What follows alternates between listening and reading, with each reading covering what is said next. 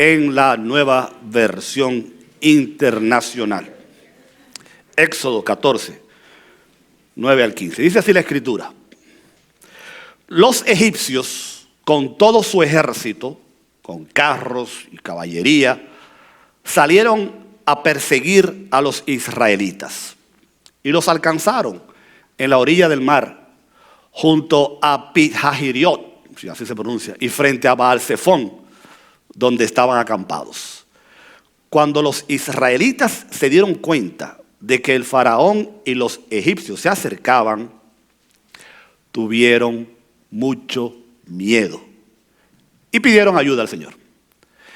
Y a Moisés le dijeron: ¿acaso no había sepulcros en Egipto que nos sacaste de allá para hacernos morir en el desierto?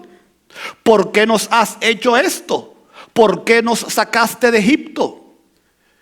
Esto es precisamente lo que te decíamos en Egipto: déjanos trabajar para los egipcios. Más nos vale, oiga esto, ser esclavos de ellos que morir en el desierto. Pero Moisés les contestó: no tengan miedo, manténganse firmes y fíjense en lo que el Señor va a hacer hoy para salvarlos. Porque nunca más volverán a ver a los egipcios que hoy ven. Ustedes no se preocupen, que el Señor va a pelear por ustedes. Entonces el Señor le dijo a Moisés: ¿por qué me piden ayuda? Ordena a los israelitas que sigan adelante. Amén. Pueden tomar asiento, en palabra de Dios. Siempre se me queda el clic.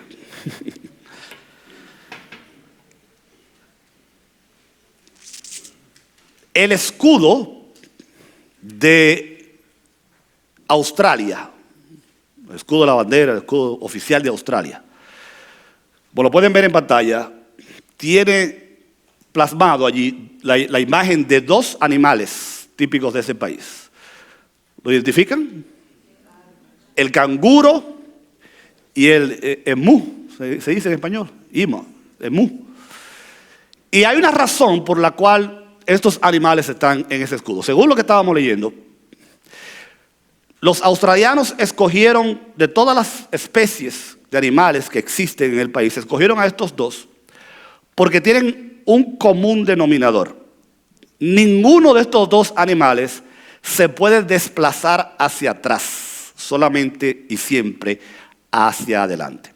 El canguro, por la enorme cola que tiene, que le sirve de sostén muchas veces, cuando ellos patean, la cola no le permite al canguro retroceder, no le permite moverse hacia atrás, solamente hacia adelante.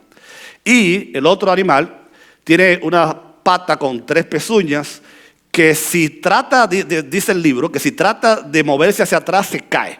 Por lo tanto, lo único que puede hacer para moverse es avanzar hacia adelante. Y los australianos dijeron: estos animales representan el espíritu de nuestro país, porque nosotros para atrás ni para coger impulso, siempre marchando hacia adelante. Me pareció propicia la ilustración para el mensaje que queremos compartir con ustedes en esta tarde, el cual hemos titulado Marchando hacia adelante. Otra vez vamos a referirnos al contexto de aquel evento histórico del pueblo de Israel, esclavos en Egipto, saliendo por el desierto, atravesando el Mar Rojo, llegando a la tierra prometida. Decíamos la semana pasada, recuerdan, que a los predicadores nos gusta mucho hacer referencia a este evento porque de alguna manera ilustra la vida cristiana, ¿no? Lo mismo que experimentó Israel en aquella época, nosotros espiritualmente también lo vemos. Fuimos esclavos del pecado, fuimos libertados por Dios de manera milagrosa y Dios tiene para ti, para mí, una tierra prometida, ¿verdad que sí? Pero también hay otra similitud entre el pueblo de Israel y nosotros, que la voy a compartir más adelante en la manera en que desarrollamos la historia. Para los que no están muy claros, los que no se acuerdan de qué estamos hablando, recuerden que Dios llama a Abraham 500 años antes de ese evento y le dice: Abraham, te voy a mandar a una tierra, a ti y a tu familia, que allí es de todo. Una tierra que es donde abunda la leche y la miel. Abraham sale de Ur de los Caldeos, pasa muchísimas cosas, finalmente él tiene hijos y uno de sus hijos, José, es vendido, ¿se acuerdan? Como esclavo, es hecho prisionero en la casa de Potifar, mandado a Egipto, allá se convierte en el segundo hombre más grande de Egipto, aquello todo era una maravilla, su familia entera se fue a vivir para Egipto, pero él murió, como le pasa a todo el que está vivo un día. Y dice la historia, dice la Biblia, que se levantó un faraón que no sabía quién es José. ¿Y quién es José? Yo no sé quién es José. Y lo que hizo fue entonces que esclavizó a los hebreos, a los judíos, por 430 años. O sea, toda esa generación que ustedes ven en el libro de Éxodo, esa gente nacieron y se criaron esclavos. Nunca supieron ellos lo que era vivir en libertad. Nunca habían ido al mar, nunca habían ido de vacaciones, nada. Esclavos, toda su vida. Hasta que Dios llama a Moisés de una manera extraordinaria. Moisés llega, Dios con poder, de manera milagrosa, le manda las plagas a Faraón. Faraón no tiene de otra que dejar salir al pueblo. 2 millones, se calcula, de personas salieron de Egipto y van camino a Canaán, camino a la tierra prometida, por fin, el cumplimiento de la promesa de Dios. Pero es ahí donde nosotros nos encontramos en el día de hoy con el pueblo de Israel, en esa transición de la esclavitud a la tierra prometida. Si usted lee la Biblia con cuidado, y es parte de lo que acabamos de leer, ellos iban, los que estudian la geografía y la historia, por un sendero donde de frente tenían al Mar Rojo. Y acuérdense, esta gente no sabía nadar, ni tenían botes, ni experiencia. El Mar Rojo era una barrera natural que debían superar. Más tarde, si ustedes recuerdan la historia, Dios va a abrir milagrosamente el Mar Rojo para que ellos pasen. Pero ellos no sabían eso todavía. Ellos no sabían cómo Dios iba a resolver el problema. Lo que pudiera perfectamente ser la primera enseñanza para nosotros. ¿A usted qué le importa? Dios va a resolver, déjeselo a Él tranquilo. Usted no sabe, pero Dios sabe cómo lo va a resolver el problema. ¿Usted cree que Dios no sabía que había un mar en el frente? La otra cosa es que había una montaña, una cordillera de montañas a la izquierda, una cordillera de montañas a la derecha. Estaban, como dice el dicho, contra la espada y la pared. Between a rock and a hard place, dicen los americanos. Y para colmo, no podían ir a la izquierda, no podían ir a la derecha, no podían cruzar el mar. De repente se enteran de que Faraón cambió de opinión. O sea, Faraón, después que el pueblo se fue y después que se le enfrió la cabeza, dijo, pero ven acá. ¿Y qué fue lo que yo hice? ¿Y cómo yo dejé ir a esta gente? ¿Y ahora quién me va a construir mis ciudades y mis templos y mis casas? No, eso no es así, espérate. Y armó el ejército más poderoso de aquella época, el imperio egipcio. Y arrancó y le cayó atrás al pueblo que iba camino a la tierra prometida. Y dice la Biblia que ellos se enteraron de que Faraón venía con todo su ejército, con todas sus armas, con todos sus soldados. ¿A qué cree usted que venía Faraón? A felicitarlo a ellos. A decirle, espérese que se le quedó el lonche. No. ¿A qué cree? Faraón venía o a volverlo a esclavizar o a quitarle la vida a todos ellos por la cuerda que tenían, el coraje que tenía en contra de Moisés y el pueblo. En otras palabras, el pueblo estaba stuck, estaba estoqueado, estaban presos, no tenían para dónde coger. No podían ir de frente porque estaba el mar, no podían a los lados porque las montañas estaban ahí, no podían retroceder porque Faraón venía con todo su ejército. Estaban aprisionados. ¿Alguna vez se ha sentido usted así en la vida? De que usted como que no sabe para dónde coger. Mira para adelante, problema, mira para atrás, enemigo, mira para la izquierda.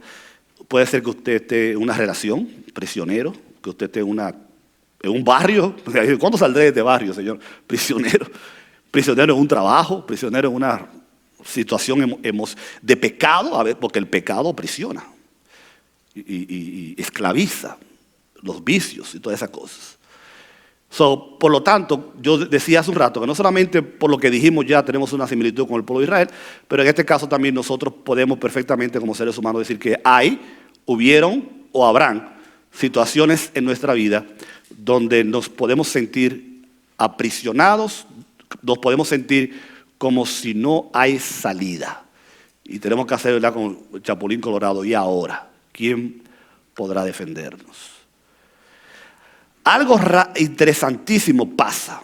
Y creo que lo puedo devolver, ¿verdad, Hilda?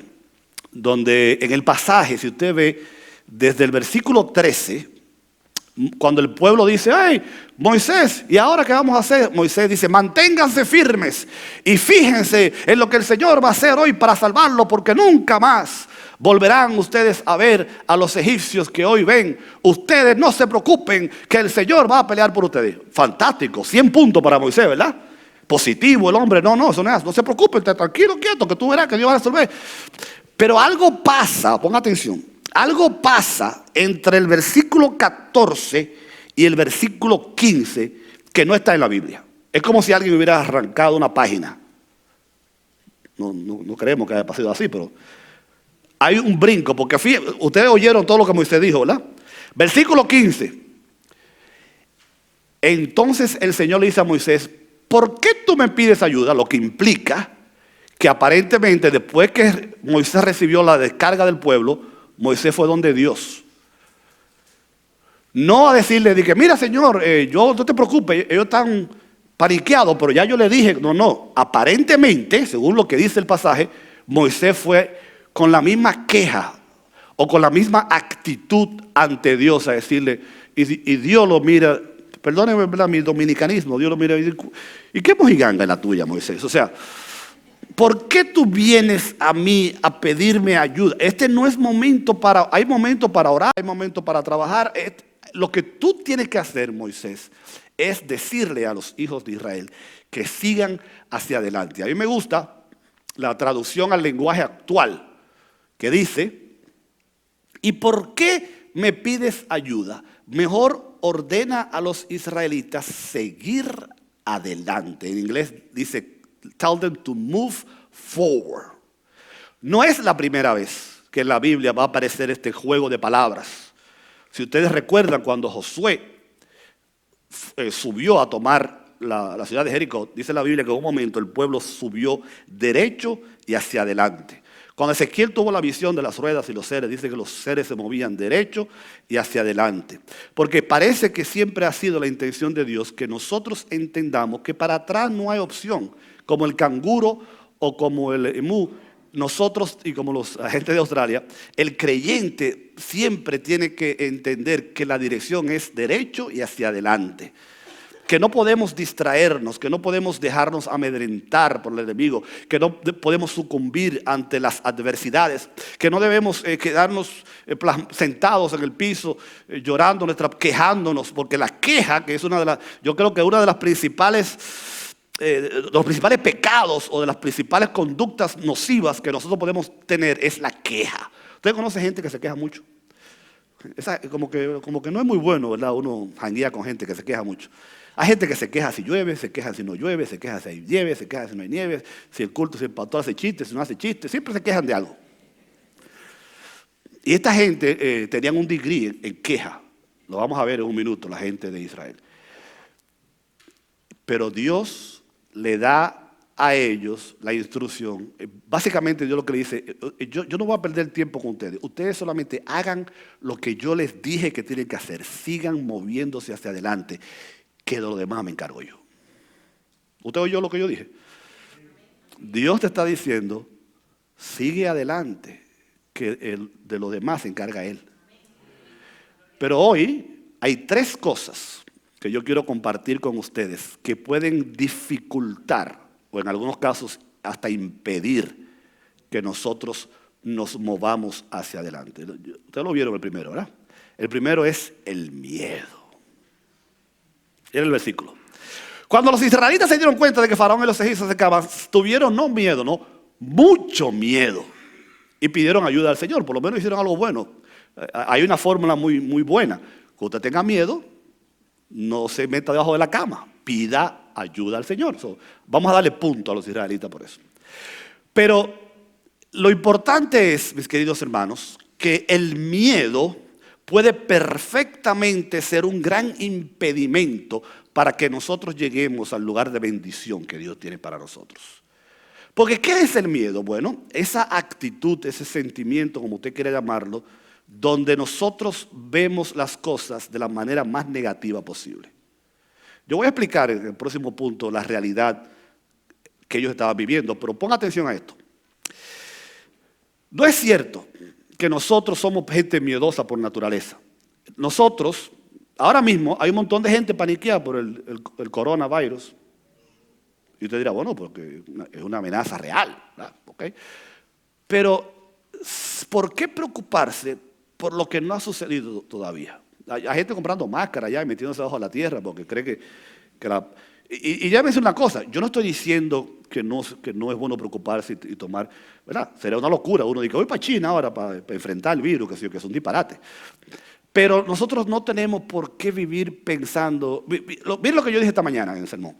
Nosotros, los seres humanos, los cristianos incluidos, el qué pasa si de nosotros siempre es más negativo que positivo. Cuando uno piensa, ¿qué pasa si mañana? ¿Qué pasa si el año que viene? ¿Qué pasa si este año? Casi siempre lo que nos viene a la mente es, ¿qué pasa si me enfermo? ¿Qué pasa si pierdo el trabajo? ¿Qué pasa si la mujer me deja? ¿Qué pasa si los hijos se me enferman? ¿Qué pasa si tengo un fracaso financiero? ¿Qué pasa? ¿Qué pasa? Casi siempre el qué pasa de nosotros es más negativo que positivo. ¿No sería fantástico, y yo creo que hasta bíblico, que el qué pasa de los cristianos sea al revés? ¿Qué pasa si Dios me bendice este año? ¿Qué pasa si este año mi familia me voy a salvar de esta enfermedad? ¿Qué pasa si me va a ir mejor? ¿Qué pasa si me voy a graduar de la universidad? Y dejar que sea lo malo lo que nos sorprenda, porque nosotros a veces estamos en esa situación que cuando algo bueno nos sucede, nos sorprendemos. Como que eso es la excepción cuando debería ser la norma. Y yo no estoy hablando de pensamiento positivo, no estoy hablando de que si tú declaras, como hay mucha gente hablando disparate allá afuera, de que si tú mantienes, yo no estoy hablando de actitud positiva, yo no estoy hablando de que si tú declaras, no, yo estoy hablando en confiar en el Dios que ha prometido que Él tiene grandes y mejores cosas para nosotros. Creerle al Señor, al Dios Todopoderoso, porque cuando el salmista dice, yo levantaré mis ojos a los montes y me pregunto, ¿de dónde viene mi ayuda? Él dice, mi ayuda viene de Dios.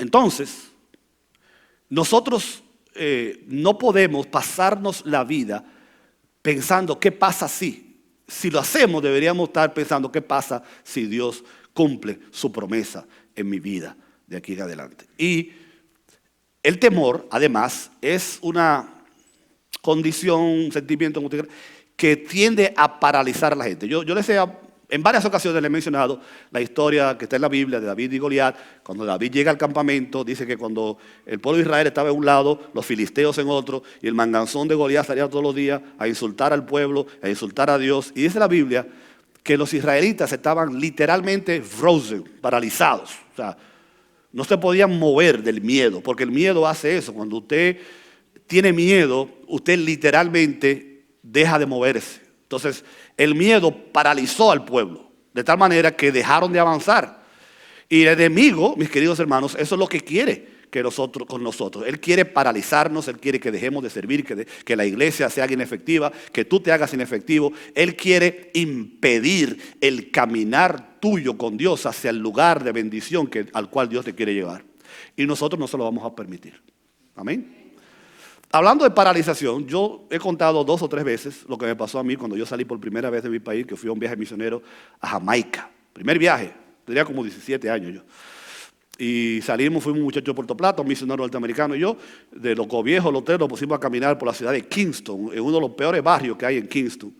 Y cuando entramos al barrio, los 3 paraguayos caminando, vinieron como 10 ratafari, que le dicen, con el pelo largo, así, con cuchillo en la mano. Y cuando nosotros lo vimos, literalmente, el muchacho de Puerto Plata y yo nos frizamos. El americano fue más inteligente, salió corriendo. Ellos vinieron, nos revisaron, nos quitaron todo lo que teníamos y se fueron. Pero literalmente el muchacho de Puerto Plata y yo nos quedamos congelados. Así. Ya se fueron, sí, vámonos. Porque el miedo literalmente paraliza a uno, espiritualmente paraliza a uno, emocionalmente paraliza a uno. Y una y otra vez, la Biblia, en este caso Moisés le va a decir, no tengan miedo. Confíen en Dios, el Dios que los sacó con poder a ustedes de Egipto es el mismo Dios que va a cumplir la promesa y los va a hacer llegar sanos y salvos a la tierra prometida. El Dios que nos sacó del 2019 con victoria nos va a llevar también con victoria en el 2020. Es de Él la responsabilidad, es del trabajo. Por lo tanto, el temor no debe ser una opción porque 100 veces en la Biblia Dios nos manda a no tener miedo. Olvídese de los problemas. El día que llegue usted lo enfrenta. Olvídese de las preocupaciones. El día que llegue algo usted lo enfrenta. Pero no se vaya a acostar todos los días de noche y tener que tomarse una píldora porque los problemas y las preocupaciones no los dejan dormir. Jesús dijo, dejen que cada día traiga su propio afán. Viva la vida esperando que todo va a estar bien. El miedo es un obstáculo. Número 2, el conformismo. Yo había puesto la comodidad y después dije, cámbiame esa palabra que no me gusta. El conformismo. ¿Qué quiero decir con eso? Pregúntame, pastor, ¿qué quiere decir con eso? Gracias por preguntar. Bien. Cuando ellos ya están en camino, fíjense que salen de Egipto con mano poderosa, como 2 millones de personas. Los egipcios le dieron oro y plata, vestidos, dijeron, váyanse, déjennos tranquilos, cojan todo y llévenselo. Y ya iban en victoria ellos. ¿Okay? De la esclavitud en la cual vivieron 430 años a una vida independiente, a un futuro glorioso. Y cuando llega el primer asomo de problema, miren lo que dicen ellos. ¿Acaso no habían sepulcros en Egipto para que tú vinieras y nos sacaras para nosotros morirnos aquí en la tierra? Porque chismosos que eran. ¿Por qué nos sacaste de Egipto? Oye, qué malagradecido. Esto es lo que te decíamos, déjanos servirle a los egipcios, porque oiga, más nos vale ser esclavos de ellos que morir en el desierto. Adiós. Tantas historias de hombres y mujeres que han dicho libertad o muerte. ¿Right? Ustedes han visto los países, aquí en Estados Unidos, los países nuestros, los héroes nacionales que han dicho, no, es mejor morir que vivir esclavos. Esta gente decía, no. Que digan aquí corrió, para que digan aquí murió, que digan aquí corrió. Preferimos ser esclavos. El himno de la República Dominicana dice que si fuere 1000 veces esclavas, otras tantas ser libres habrá, ¿verdad? El espíritu humano dice, no, mejor muerto que en esclavitud. Pero no, esta gente su mente, ¿se acuerdan lo que decían? Que ellos estaban en el desierto, estaban en la tierra prometida, pero sus mentes, sus corazones estaban todavía en la esclavitud. ¿Por qué? Porque nosotros somos animales de costumbre. No lo estoy llamando animal a usted. Animales de costumbre, o sea, nosotros nos acomodamos fácilmente, ¿no? O sea, ¿cómo que eso de que ahora que me tengo que levantar a las 3 de la mañana? No, que ahora que tengo que coger clase de noche. No, que tengo que ir para la iglesia los domingos. No, que voy a cambiar de trabajo. O sea, nosotros nos gusta mucho quedarnos donde estamos, emocionalmente, físicamente. Hay gente que no le gusta mudarse porque es una pela para ellos mudarse. Hay gente que sabe que si estudia inglés le va a ir mejor, pero coger para clase de inglés, tú eres loco. O sea, ese conformismo. ¿Se acuerdan de las águilas, la ilustración que les hice de que hay mojado el nido para que puedan echar para adelante? ¿Se acuerdan de la historia de la ranita que la ponen en agua? Usted pone agua a hervir y echa una ranita y la ranita brinca. Pero si usted la pone en un agua tibia, ella se acomoda ahí. Y usted empieza a subir la temperatura y ella se acomoda todavía más. Y usted sube la temperatura hasta que la temperatura hierve el agua y se muere la ranita porque se acostumbró. Y mucha gente va a morir sancochado por eso mismo. Porque se quedan ahí y dicen, no, que mira, ¿qué tú crees? No, déjame aquí que yo estoy bien. Por eso es que hay tanta resistencia a veces que vamos a cambiar el horario del culto. ¿Cómo que vamos a cambiar? Porque la gente, no, es que siempre lo hemos hecho así estamos bien. Tanto así que preferían las cebollas y el ajo de Egipto y la vida de esclavitud que el potencial que Dios tenía preparado para ellos. ¿Le estoy hablando yo a ustedes esta mañana, esta tarde? Hay una historia que me llamó mucho la atención. El barco se llamaba Endurance, resistencia. Sir Ernest Shackleton, en una expedición, el barco encalló en el 1915 en la Antártica. Cuando el hielo llegó, el barco encalló. Y la vida de Shackleton y todos los tripulantes corría peligro. Estaban a 350 millas del agua y a más de 1000 millas de la civilización más cercana. Y el capitán dijo, de la única manera que nosotros podemos sobrevivir es si dejamos atrás todas aquellas cosas que nos pueden impedir seguir hacia adelante. Y yo voy a poner el ejemplo. Sacó todo lo que tenía, incluyendo monedas de oro, y la tiró en la nieve. Tenía una Biblia que le había regalado la reina de Inglaterra. Y tomó la Biblia y arrancó el Salmo 23 solamente. Se lo echó en el bolsillo y puso la Biblia en el piso. Y así todos los demás marineros comenzaron a quitarse todo lo que tenían, a despojar todo. Tomaron los botes salvavidas, los arrastraron en el hielo por 350 millas hasta que llegaron al agua, se montaron en los botes, manejaron 1000 millas y al final todos salvaron la vida. Y dice la historia que la razón por la que ellos pudieron triunfar es porque habían dejado atrás todas aquellas cosas que le impedían, que le pesaban y por lo tanto no les permitían avanzar hacia adelante. Es interesante que en la Biblia el apóstol Pablo usa esa misma analogía. Él dice, despojémonos del pecado que nos asedia y corramos con paciencia la carrera que tenemos por delante. Incluso en otro pasaje el apóstol habla de que nosotros tenemos que ser ágiles, que tenemos que quitarnos aquellas cosas que impiden nuestro crecimiento y nuestro caminar. Porque la ilustración es en una carrera, por ejemplo, hay varios corredores, usted está en la línea para correr y viene alguien y le amarra a usted una bota de hierro. ¿Usted cree que usted va a ganar la carrera?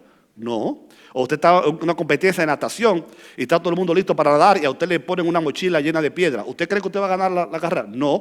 ¿Por qué? Porque el peso que le asedia no le permite avanzar. Para nosotros los cristianos, ese peso puede ser el pecado, porque el pecado hace eso. El pecado nos esclaviza, el pecado nos tira hacia abajo, el pecado no permite que avancemos espiritualmente. Pero para otros puede ser cualquier cosa, puede ser un trabajo, puede ser una relación, puede ser una maña, una costumbre, un vicio, puede ser cualquier cosa que te impide avanzar en dirección al lugar a donde Dios te quiere llevar. Y créeme, el lugar a donde Dios te quiere llevar es mejor que cualquier lugar a donde tú quieras estar. ¿Entendieron lo que yo dije? Déjame repetirlo otra vez porque está bueno. El lugar a donde Dios te quiere llevar es mejor que cualquier lugar a donde tú quieres estar. Y eso me lo aplico yo. Pero tenemos que despojarnos de aquellas cosas que nos impiden movernos. En el caso de los israelitas, no era nada físico, era la esclavitud mental que ellos tenían. Porque hay personas, usted ha oído decir que hay gente que son pobres mentales, o sea, que la pobreza es mental, alguien ha dicho. Porque hay gente que están libres, pero son prisioneros en sus mentes. ¿Verdad? Hay personas que están libres de vida, pero o sea, nosotros podemos perfectamente, espiritual y emocionalmente, ser cautivados por cosas que no permiten que nos movamos en dirección al lugar donde Dios nos quiere llevar. Tenemos que ver qué es lo que está impidiendo tu caminar con Dios. ¿Qué es lo que está impidiendo que tú estés moviéndote hacia adelante, dejando atrás la vida de la cual Dios te sacó para poder avanzar? En la Biblia hay un personaje que a mí me encanta que se llama Nehemías. Esdras y Nehemías fueron contemporáneos. Nehemías se encargó de la construcción del templo.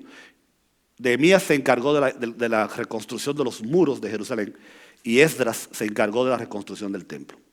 Lo que me llama la atención cuando yo hablo, por ejemplo, de dejar la comodidad o de salir de nuestra zona de confort, comfort zone, es que también a veces, no solamente tú tienes que dejar a un lado y dejar atrás aquellas cosas que te pesan, pero también a veces hay que hacer el esfuerzo de salir del bote, como hizo Pedro. ¿Se acuerdan de Pedro? Dice que Pedro era el más viejo de los 12 discípulos, pero fue el único que se atrevió a salir del bote. Los demás estaban allí asustados, cómodos, agarrados del bote. Y cuando Jesús dijo, ven, el único que salió del bote fue Pedro. Y nosotros nos encanta criticar a Pedro porque se hundió, pero fue el único que tuvo el valor de salir del bote. A veces usted va a tener que tener el valor de salir del bote, de dar un paso hacia adelante para poder moverse de la zona donde usted ha estado dormido tanto tiempo. Nehemías, lo que me gusta de él, Nehemías tenía tremendo trabajo, tenía tremendo ingreso, tenía un 401k, un retiro, una casa, y era el asistente del rey. Nehemías no tenía ninguna razón para ir a coger pela con los judíos en Jerusalén.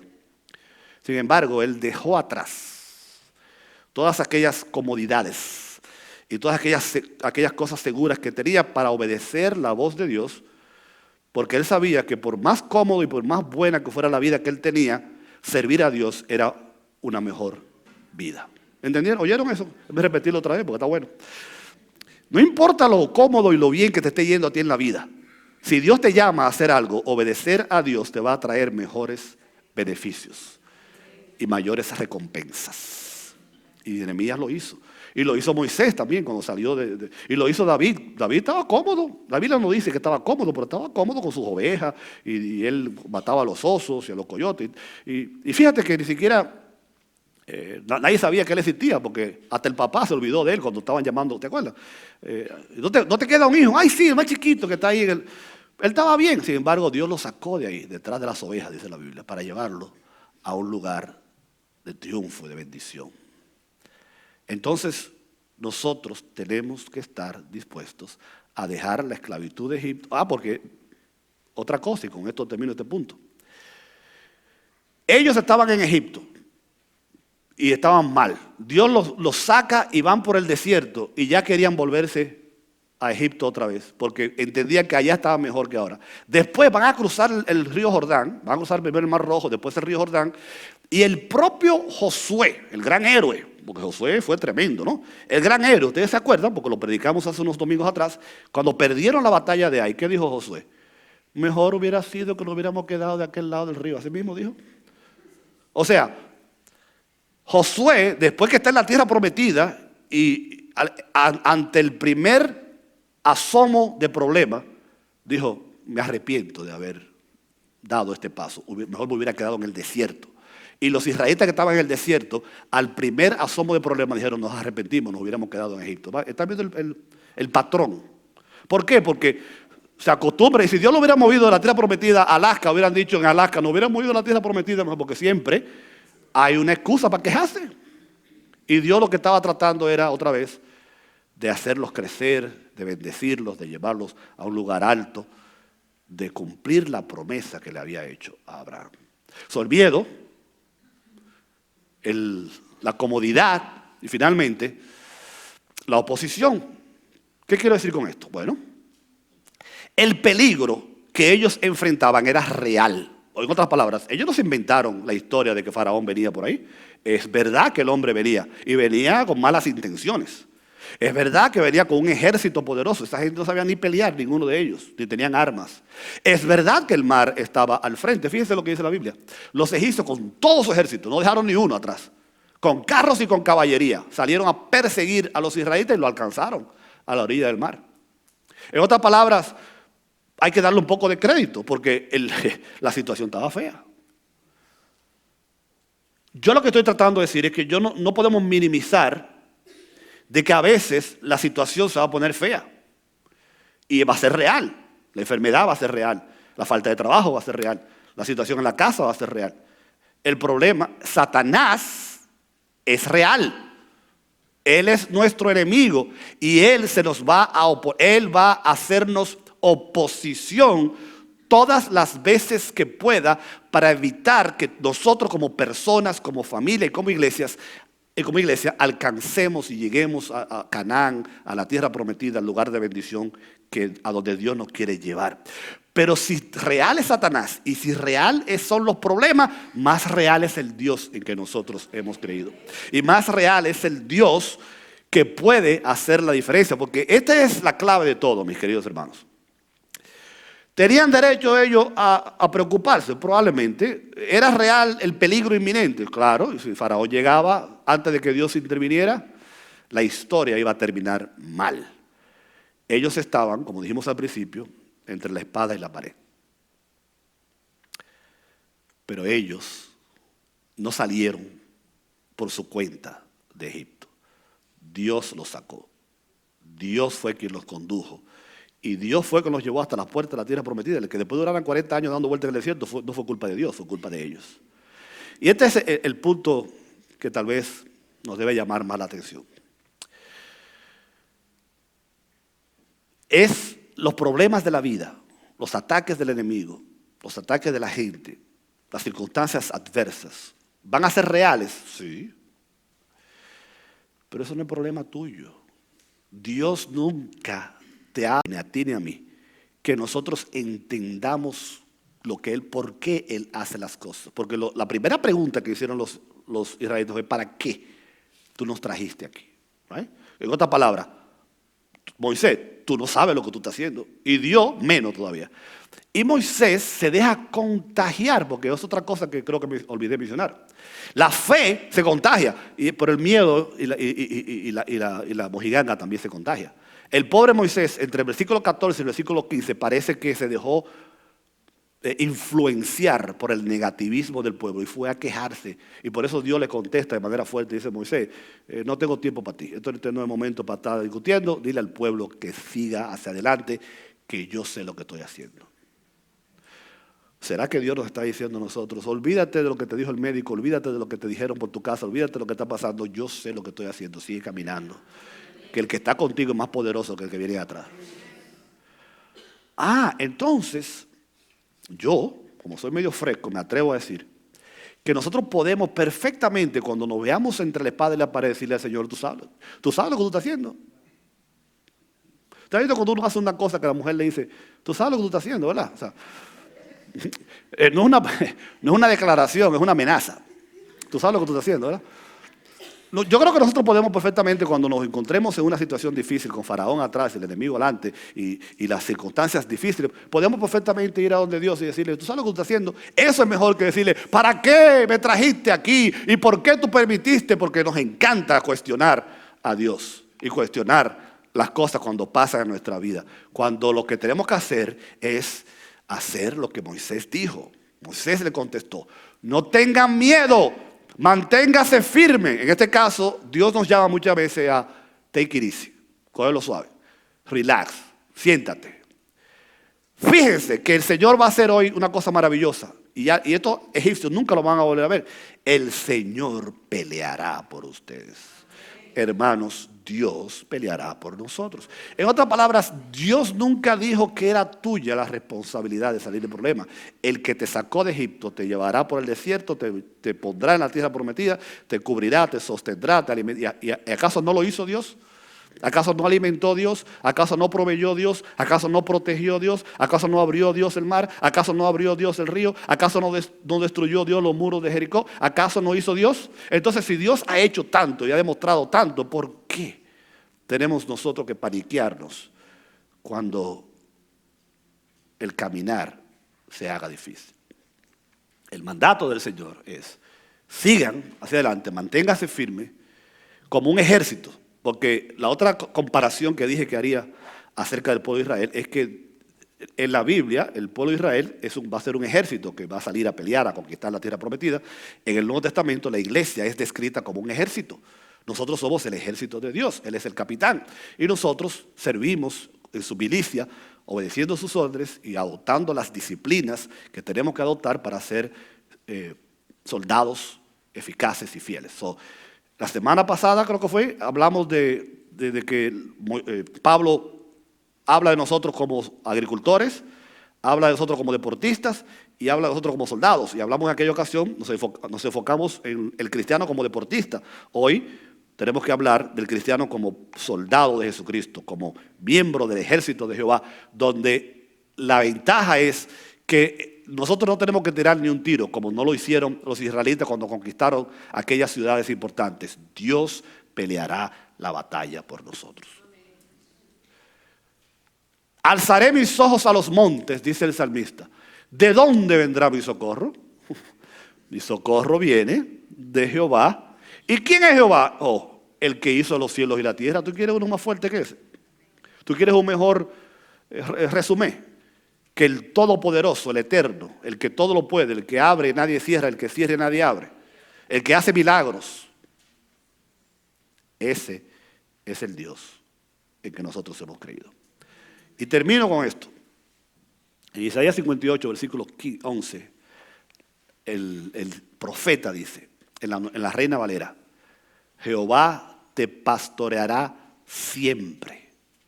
En las sequías, fíjate que dice en el jardín del Edén, ni en Punta Cana, ni en Santa Marta, que son los sitios que más... En uno de esos me retiro yo. En las sequías, Él saciará tu alma. Él dará vigor a tus huesos. Y serás como huerto de riego, como manantial de aguas, cuyas aguas nunca faltan. El Señor te pastoreará siempre. ¿Nos ponemos de pie? Se nos acabó el tiempo. Vamos a tener que hacer los cultos más largos. ¿Qué ustedes creen? Hay un par de valientes. Tú. Padre, gracias por tu palabra. Gracias, oh Dios, porque una vez más tú nos hablas y nos recuerdas que ese mismo Dios que hizo milagros en aquella ocasión es el mismo que está activo, vivo y vigente en el día de hoy. Por lo tanto, Padre, tu iglesia la ponemos delante de ti, nuestras vidas, nuestras familias, aquellos que están en necesidad, porque la batalla es tuya y la victoria está garantizada en ti. Bendito seas, en el nombre de Jesús. Amén.